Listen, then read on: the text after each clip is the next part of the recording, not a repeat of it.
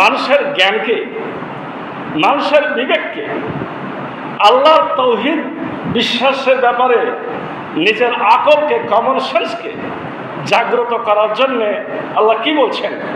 আফালা ইয়ানজুরুনা ইলাল ইবিলি কাইফা খুলিকাত। আফালা ইয়ানজুরুনা, তারা কি দৃষ্টিপাত করে না? ইলাল ইবিলি, উটের দিকে। কাইফা খুলিকাত, কিভাবে তাদেরকে সৃষ্টি করা হয়েছে। আমরা জান্নাতের বর্ণনাতে কি শুনলাম? জান্নাতের বর্ণনাতে শুনে এসেছি যে আপনার জান্নাতীদের জন্য উঁচু উঁচু আসন থাকবে, সিংহাসন থাকবে, বিছানা থাকবে।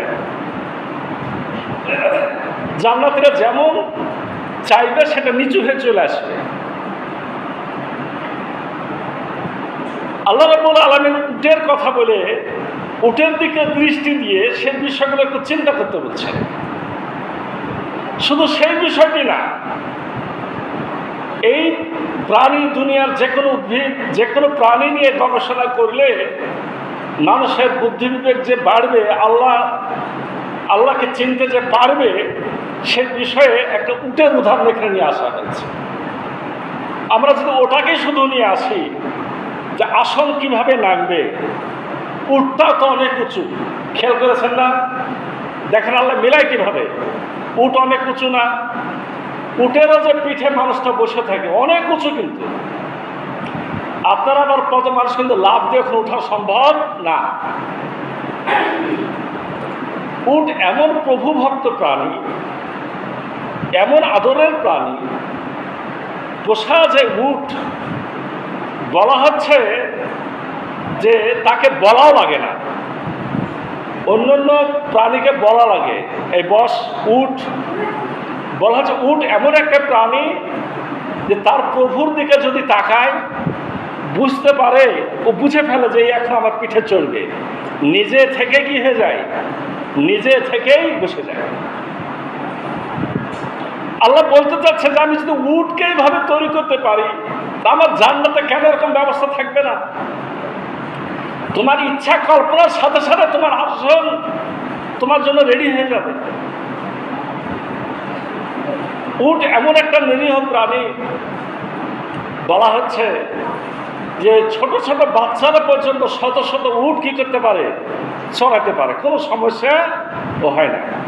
যেটা খেপে যায়, যেটা বেয়ারা হয়ে যায়, যেটা পাগল হয়ে যায়, ওটার কথা ওটা আলাদাই। দুনিয়া তো পাগলকে কেউ কন্ট্রোল করতে পারে না, সেটা আলাদা। উট চলে মরুভূমিতে। উটের বিষয়ে আল্লাহ চিন্তা করতে বলেছেন। এই চিন্তা করতে যে মুসলিম বিজ্ঞানীরা বিশেষভাবে এই প্রাণীকে নিয়ে অনেক গবেষণা করেছেন, এবং উটের মধ্যে এমন কিছু বিশেষ বৈশিষ্ট্য প্রকৃতি পেয়েছেন যেটা আসলে আমাদেরকে আশ্চর্য করে। উট কোথায় চলে? মরুভূমির উপর চলে না? মরুভূমিতে চলে।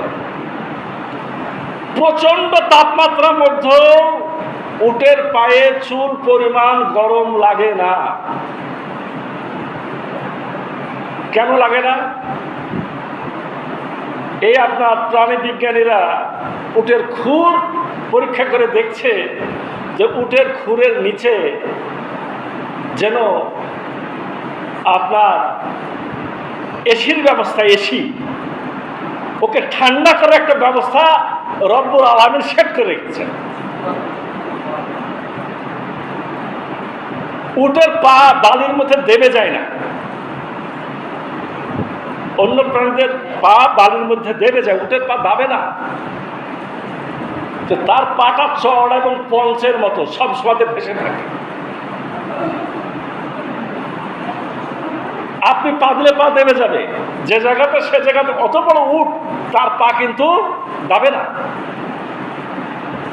উট এমন একটা প্রাণী, বলা হচ্ছে যে ওর পিঠে যতই আপনি বোঝা চাপান না কেন, সকল বোঝা চাপানোর পরে ওই একাই নিচ থেকে খাড়া হয়ে দাঁড়ায় যাবে। আল্লাহ তাকে প্রচন্ড শক্তি দিয়েছে।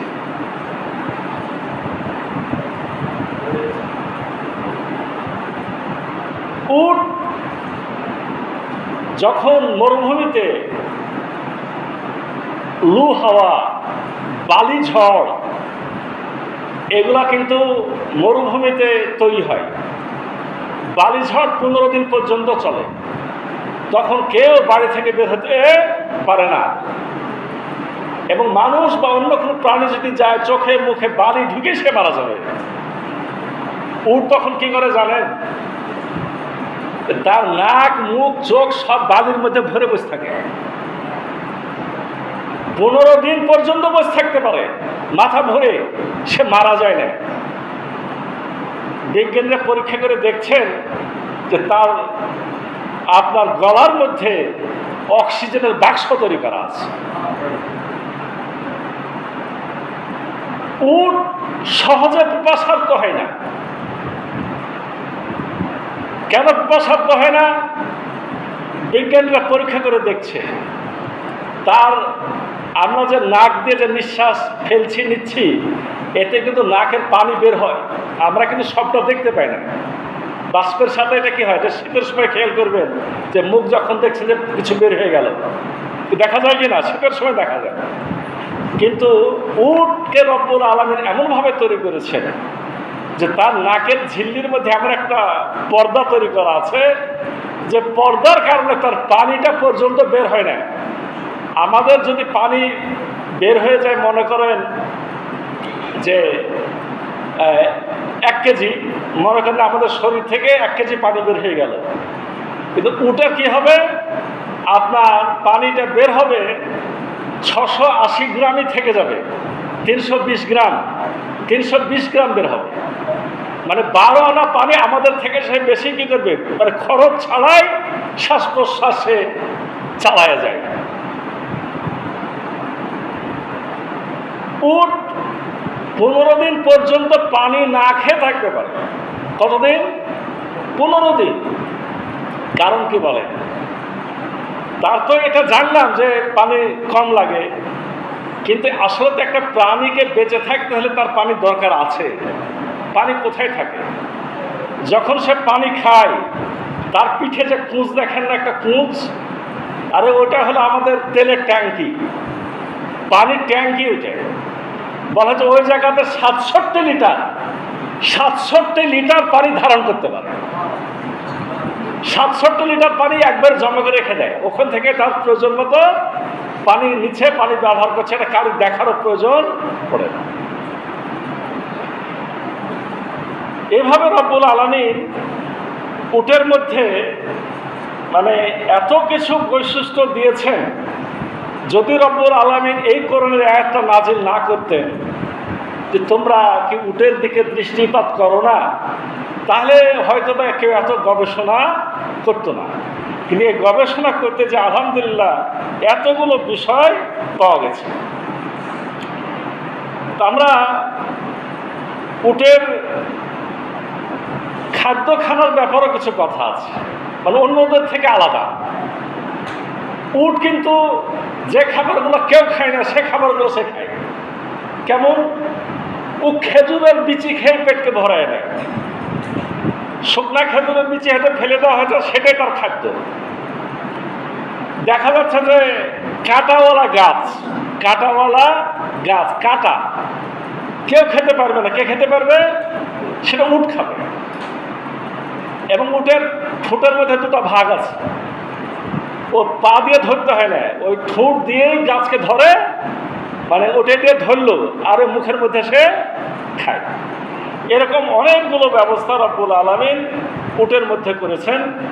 এবং বিশেষভাবে যেহেতু কোরআন নাজিল হয়েছে কোথায়? মক্কা মদিনার আল্লাহ রাসূল সাল্লাল্লাহু আলাইহি ওয়াসাল্লাম ওখানে নাজিল হয়েছে। তো রব্বুল আলামিন সেখানকার মানুষরা যখন চলতো কি কি দেখতে পেত?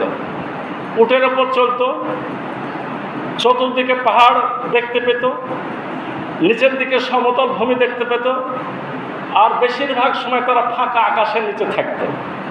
তো রব্বুল আলামিন এই সূরার পরপর 4টা আয়াতে ওই আকাশকে নিয়ে গবেষণা করতে বলেছেন, জমিনকে নিয়ে গবেষণা করতে বলেছেন, পাহাড়ের দিকে খেয়াল করে গবেষণা করতে বলেছেন।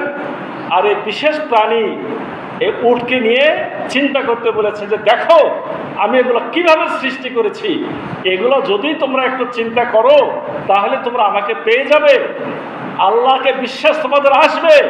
আর আখেরাতে জান্নাত আছে, জাহান্নাম আছে, বিশেষ করে জান্নাতের সুখ শান্তির যে ব্যবস্থা করেছি এই বিষয়ে তোমাদের চিন্তা পরিষ্কার হয়ে যাবে।